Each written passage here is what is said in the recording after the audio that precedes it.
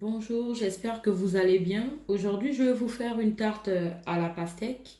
J'avoue que j'ai jamais fait ça. Donc, on va vivre cette aventure ensemble. J'ai pensé à faire la tarte et j'ai eu des idées comme ça.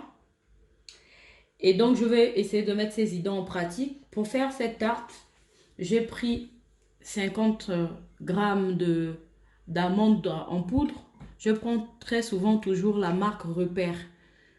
Même en sucre vanillé, même en levure, je prends toujours la marque Repère. J'ai pris 75 grammes de sucre écrasé, le sucre roux. J'ai pris la marque Daddy. J'ai pris 20 grammes de crème fraîche. La crème fraîche, vous pouvez prendre les marques que vous voulez. Même la marque Eco, ça passe. Tant que c'est une crème fraîche épaisse. J'ai pris 2 œufs. Alors, la marque Erta, je l'aime beaucoup quand il s'agit des pâtes. Je l'aime beaucoup. C'est la marque que je préfère, mais ça peut arriver que je prenne une autre marque, mais je préfère cette marque-là pour faire mes tartes. J'ai pris une grosse pastèque, alors elle est immense. Je vais prendre que un quart de la pastèque. Je vais vous expliquer vite fait comment à prendre ma tarte, ma pâte sablée, c'est la pâte sablée. Je mettrai dans mon moule à tarte. Je vais mélanger mes 2 œufs dans ma crème fraîche et ma poudre d'amande. La poudre d'amande, vous pouvez mettre même tout le paquet, hein, les 125 grammes. Mais moi, je choisis de prendre 50 grammes. Je vais mélanger les œufs, la crème fraîche et la poudre d'amande. Je vais mettre sur ma pâte et ensuite je vais mettre au four. Quelques minutes après, je referai sortir cette pâte. Quand j'aurai coupé ma pastèque, je vais écraser, je vais mettre dans la machine.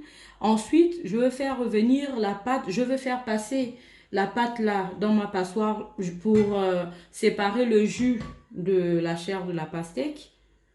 Ensuite, je vais prendre mon wok, je vais mettre, on va dire, une cuillère à café de beurre. Je vais faire revenir la pastèque avec du sucre écrasé pour faire un peu du goût confiture. Et quand je refais sortir ma pâte du four, je mettrai ça par-dessus. Donc là, je prends ma pâte sablée que je vais mettre dans mon moule à tarte.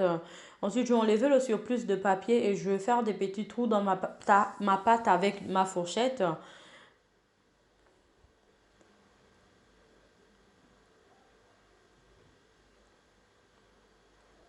Après, j'ajoute mes œufs dans ma crème fraîche. J'ajoute aussi ma poudre d'amande.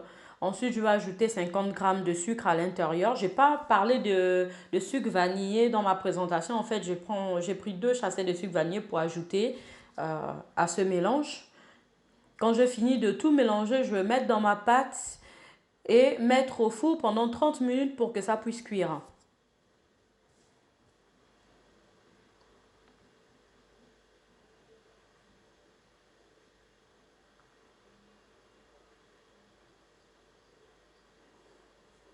Tout à l'heure, en fait, j'ai parlé d'un quart de pastèque, mais finalement, je pris la moitié de la pastèque.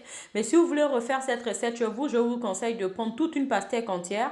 Quand je découpais, en fait, ma pastèque, j'enlève les pépins et après, je mets dans ma machine pour faire écraser. Quand je finis de faire écraser, je passe ça dans ma passoire pour séparer le jus, si on peut dire, de la chair de la pastèque, parce que c'est la chair dont j'ai besoin pour ma tarte.